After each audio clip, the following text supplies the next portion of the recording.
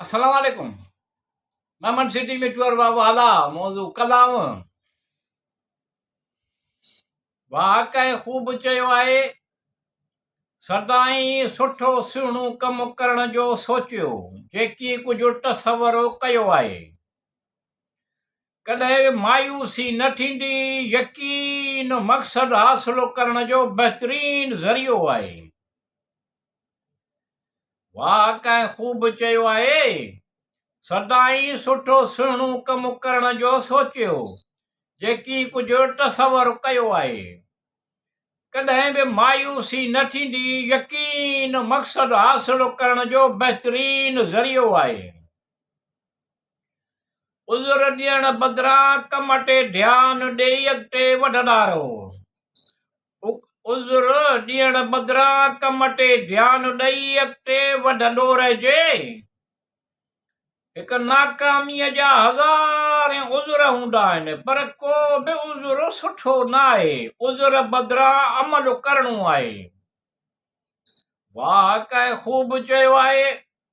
सदाई सुठो सुहिणो कमु करण जो सोचियो, जेकी कुझु तसवर कयो आहे।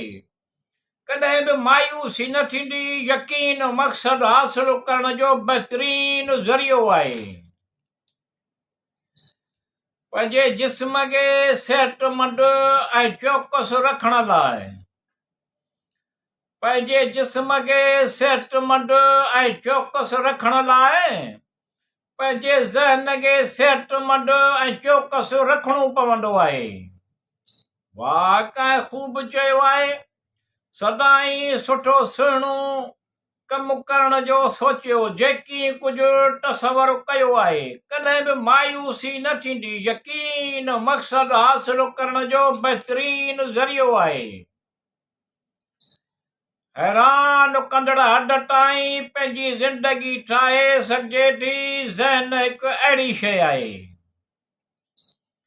हैरान कंदड़ हद ताईं पंहिंजी ज़िंदगी ठाहे सघिजे थी। ज़हन हिकु अहिड़ी शइ आहे, मुकमिल कंट्रोल हूंदो आहे। वाकई खूब चयो आहे। सदाई सुठो सुहिणो कमु करण जो सोचियो, जेकी कुझु तसवर कयो आहे। कॾहिं बि मायूसी न थींदी, यकीन मक़सद हासिल करण जो बहितरीन ज़रियो आहे। हिन दुनिया में तमामु घणा मौक़ा आहिनि। हिन दुनिया में तमामु घणा मौक़ा आहिनि। ही इंसानी तारीख़ जो निहायत शानदार दौर आहे। वाकई खूब चयो आहे। सदाई सुठो सुहिणो कमु करण जो सोचियो, जेकी कुझु तसवर कयो आहे। कॾहिं बि मायूसी न थींदी, यकीन मक़सद हासिल करण जो बहितरीन ज़रियो आहे। पंहिंजनि ख़्वाबनि जी तमीर हासिल करे सघिजे थी। पंहिंजनि ख़्वाबनि जी तमीर हासिल करे सघिजे थी। अणकुट मौक़ा आहिनि। पाण सुठी सुहिणी सोच करियो, छा करणो आहे। वाकई खूब चयो आहे।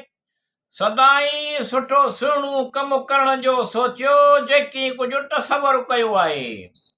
कॾहिं बि मायूसी न थींदी, यकीन मक़सद हासिल करण जो बहितरीन ज़रियो आहे।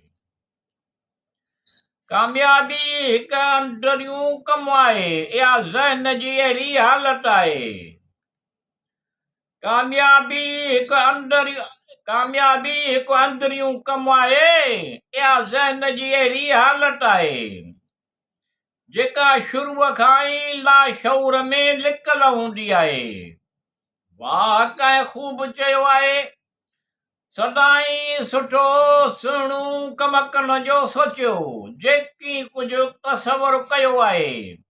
कॾहिं बि मायूसी न थींदी, यकीन मक़सद हासिल करण जो बहितरीन ज़रियो आहे।